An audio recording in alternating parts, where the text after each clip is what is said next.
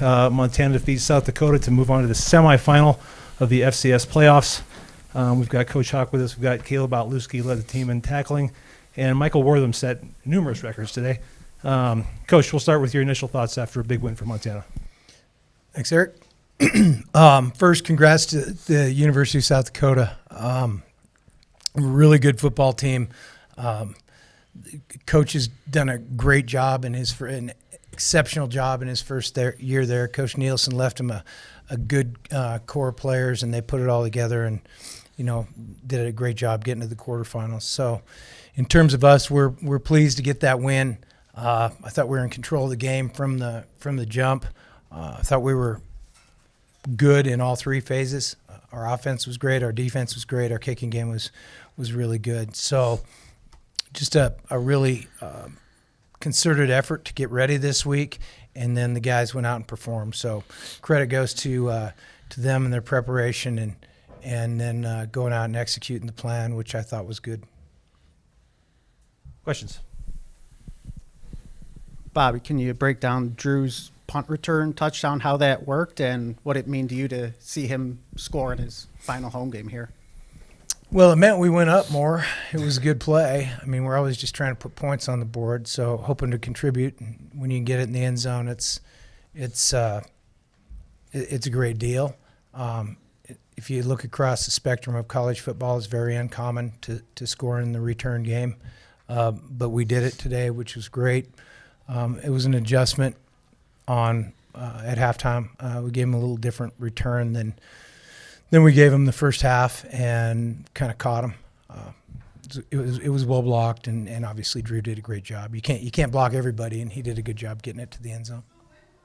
Mike, to break the single season all-purpose record, what did that mean to you? Were you even aware you were that close? And just what has it meant to you this year to have the trust from coaches to get you the ball in as many ways as they have? I mean, it means the world to me. Coming in here, man, just doing it with these guys, I couldn't do it without them. It's multiple positions I was in, blessed that they gave me the opportunity to do that type of stuff. So, I got the record, but, my teammates deserve all the praise as well. Like, they helped me so much, and they're so happy for me as well. So, who gets the passing yards on the lateral? I have to go double check. I can't remember how they got stats. That's a good question. And Mary Annie's going to call me tonight and ask me why he never got to line up a quarterback. I promise that'll happen. Caleb, when you guys forced the fumble on the third play of the game, just how much did that set the tone for you guys defensively going forward? I feel like it just changed momentum of the game, and it was just really good. I feel like it just changed the momentum of the game, That seems like a week ago. Coach, 22,725 people in this game is a nationally televised game. To be able to showcase this stadium and these fans, do you take any pride in that, or what do you sort of take away from that? Well, all our games are well attended. We've averaged close to 26,000, I think, this year. But it's good. This is good great exposure for our university, great exposure for our city and our state. It's terrific for that. We're the front porch of the university, and it's good to be able to show people the University of Montana. Caleb, a lot of people don't know about Missoula. What you guys have here, is there anything you feel like that you sort of take away from getting to show the country what is here in Missoula? I would just say like family, and just the culture here is strong. Just everyone bands together as a group, as a family, and everyone has each other's backs, and that's what I feel like I've come to find out in Montana. If they don't know what's here, they haven't been paying attention. Michael, can you, to back up, can you take me through the play? You probably came in from the sidelines at the 3rd and 20 play, where your feeling was when you heard that play called, how it went for you. Oh, man, I couldn't believe it. We probably practiced it tons of times throughout the year. So, shout out Coach Feats for calling that. It was awesome. I'm glad it was executed, and big moment in the game, so that was great. Scored on the defense and spring ball on it. Yep. So that's how far back. Yeah. Practice it with the lights out on Wednesday, right? Yeah. Yeah. After the lights went out, we still practiced. Coach, I meant to ask you this last week, but changing the place kicker, maybe the job that Joe Silver did. I know he banged an upright right off the bat. Yeah, always great. But he's been hitting it really, really well, like an All-American the last month, and frankly, Ty's been in a little bit of a slump and has not been hitting it well. So, we aren't really quick to change guys at any position, and that one in particular. But it was time to do that, and they're both competitive and they want to be out there, and you can see how they interact and they're for each other, which I think is a cool thing, and I think it permeates the team as well. Bobby, can you just talk about the start? You guys were up 17-0 pretty quickly. So how much do you think that just helped dictate the flow of the game and you guys being in control from start to finish? Well, beats the heck out of being 17 down. It's a lot more enjoyable to play from in front, but you have to be able to play from behind and come from behind, or you're not going to win at the rate we do. But it was good to, as I said, I think it spoke volumes to our preparation. The plan ended up being on the money on both sides of the ball and in the kicking game, and so everything was working. I think I got asked at halftime what I liked, and I said, well, pretty much everything, except for the fourth down run. We gave up one play in the first half.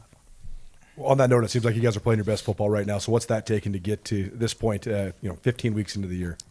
Well, it's the objective.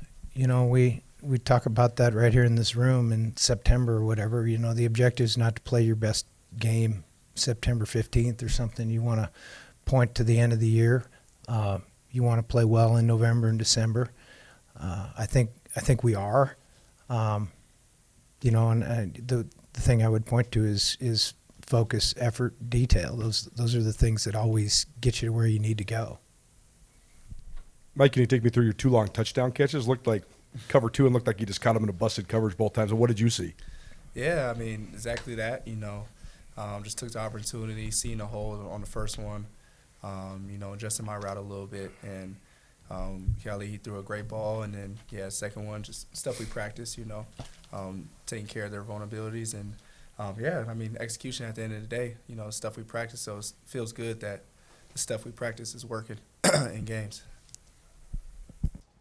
Bobby, seeing Drew get 2 touchdowns today, obviously in an era where in college football the way you build rosters out has kind of changed a lot. How cool is it to see a guy like that stay for 5 years and kind of get a big moment like that in his time in the Warriors?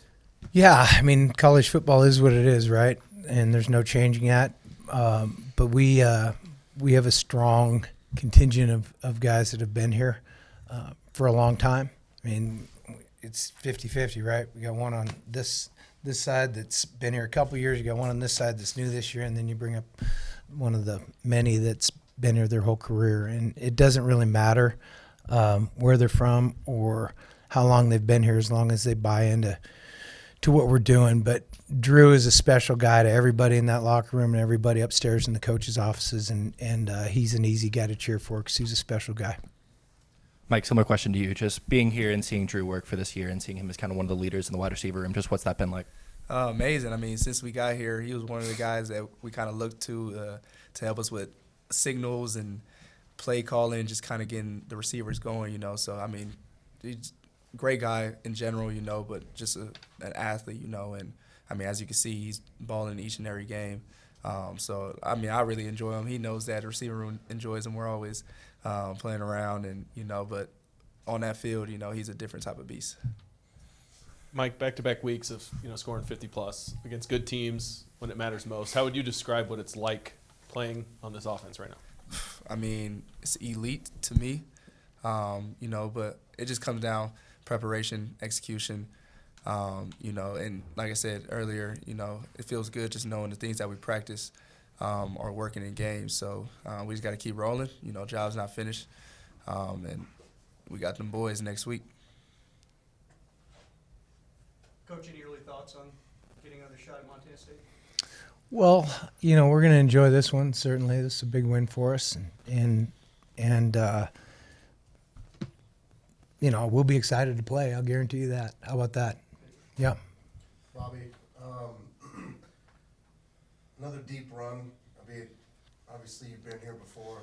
I know how much you want to be in those overtime games as compared to these. This is way better than 2 years ago, man.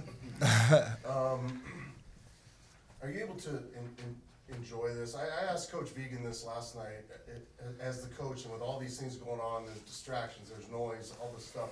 Are you still able to enjoy your team, the moments, these games, these atmospheres, and as you progress, really soak it in? Yeah, to be honest, yes is the answer to that. Simple answer is yes, for sure. And I would say the reason for that is these are my dudes. I have great guys on my football team, and the only disappointment will be at some point this season's going to end. You know, at the max, we got 2 left. I love these guys on our team. I love being with them every day. I think the feeling is somewhat mutual occasionally. It doesn't have to be every day. That's not the way this works. But I love my guys and my team, and so, yeah, I'm having a blast with every day. And that means, you know, Monday, Tuesday, not just Saturday. But this is, you asked the question, this is a special football place. There aren't that many of them in the western United States, and we got one of them. Probably especially Mondays with the media. It's the best. Where are the rest of you been? I mean, these guys show up every time. Anybody else?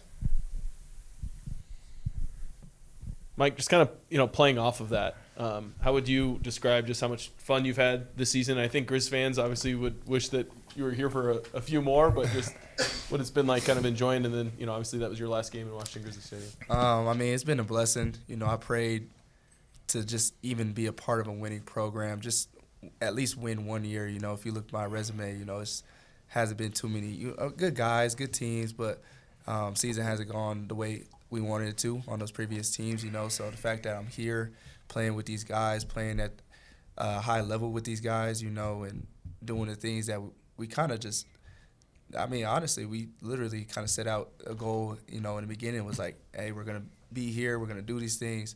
You know, the fact that we're actually doing it, you know, just it speaks volumes, you know, about this team. So I'm just super thankful, you know, and like I said, we got some more to go, so. Anybody else? Thanks, Nate, everyone. you got nothing? I got nothing. All right, go Griz. Right on. Thanks, guys.